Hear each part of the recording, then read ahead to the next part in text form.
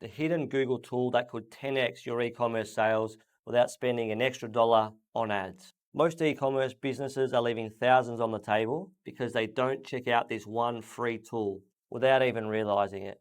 And the crazy part, Google is literally giving you the data to fix it. Let's dive into it.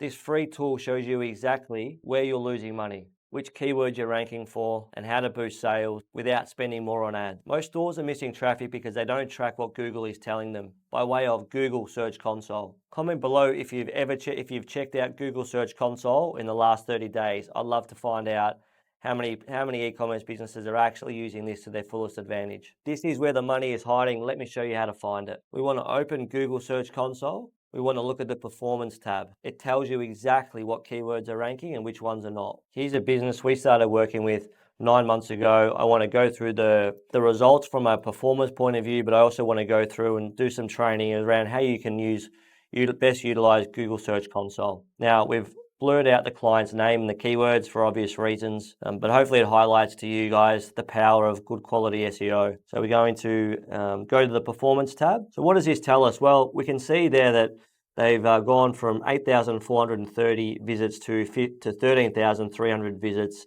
through pure SEO only. This doesn't consider any other traffic.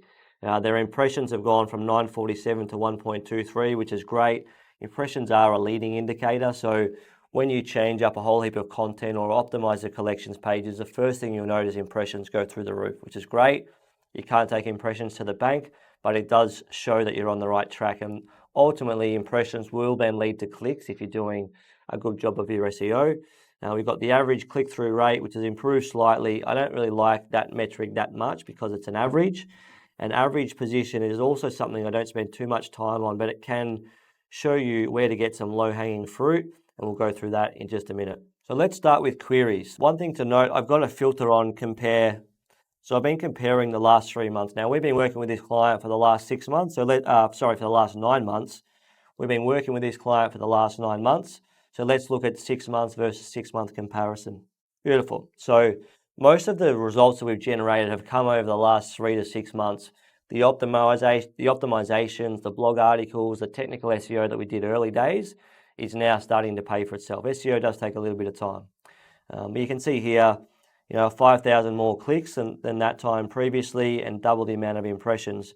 So how do we look at the performance of this? I want to compare, so let's look at clicks difference, is a good one. This is where the money's at, right? So we can see here that the top 5 keywords that we've got, or the top 5 queries, we've seen great improvement across the clicks difference. Another thing to look at is looking at impressions difference. So again, when we're doing a lot of blog posts, we're doing a lot of articles, or we're doing a lot of content, the first thing that we'll notice is that we're getting a lot more impressions. And as you can see here, we're getting some really good impressions difference, which will lead to clicks once we start to rank 1 and 2 for those articles. And then the positions difference here, again, I don't like the average as much, but we can see positions the last 6 months where we're at now. So this is a good point. Let's add a filter here. Last 6 months, smaller than 10. And here's where we can see the where they were. So they were ranked 19th for this one, and now they're ranked 9.9 or 10. So there's been some really good jumps, 22 to 9.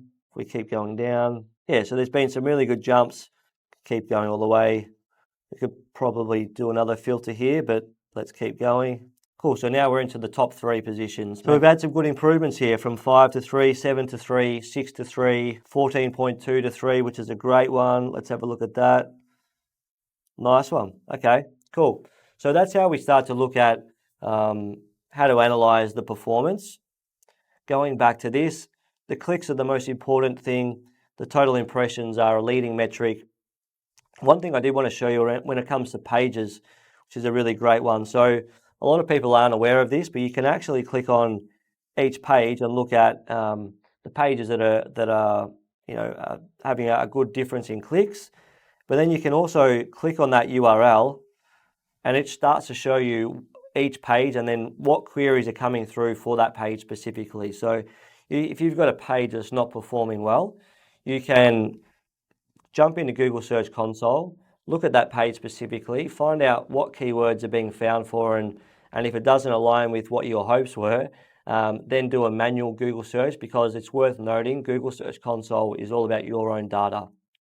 It's not competitive data, but it is a closest sort of truth for Google. So jump in and do a manual search on Google, find whoever's ranking number one on the page that you want to be found for, and then have a look at, start to dissect, okay, what do they have that we don't have? Now, it could be a whole range of factors, but things to look at is the URL slug, look at breadcrumbs, look at on-page copy, look at FAQs, look at internal links, and start to analyze what they have, because Google trusts that page the most, and look at what you might be able to do to start implement some of those changes.